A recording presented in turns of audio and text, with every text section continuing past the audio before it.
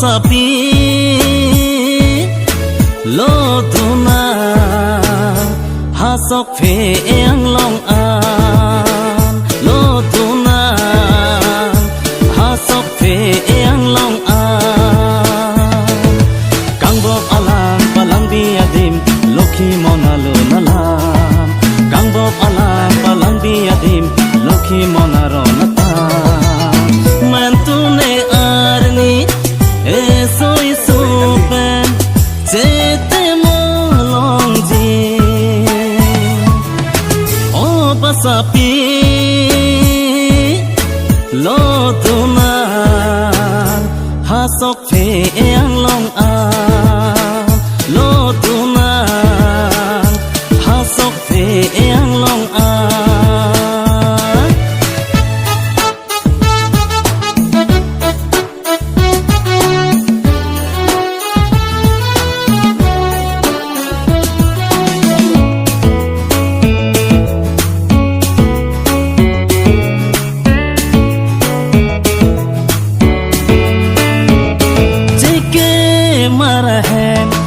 ke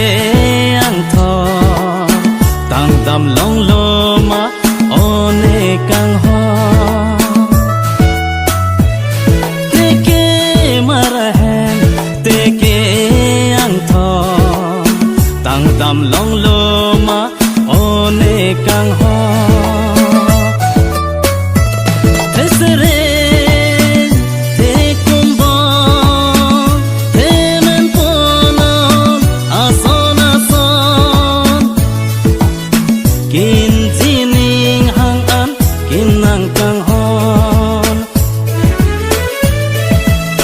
Hempi ati pitalo, hempi panci kimona, apur dote halangka, abi antalang damna, mentune arni, esoi supen, chete molong ji, o basapi, lo tuna, hasok phe ang long a.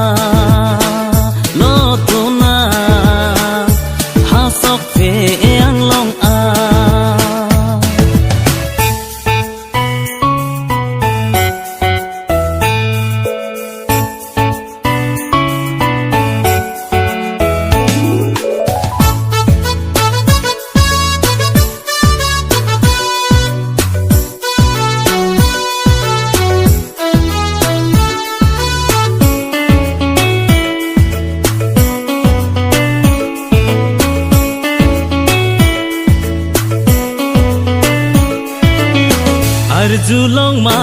kang hona guru sar lokhon ki juka momo anta guru darshan ke wang tuma hana charna ar julong ma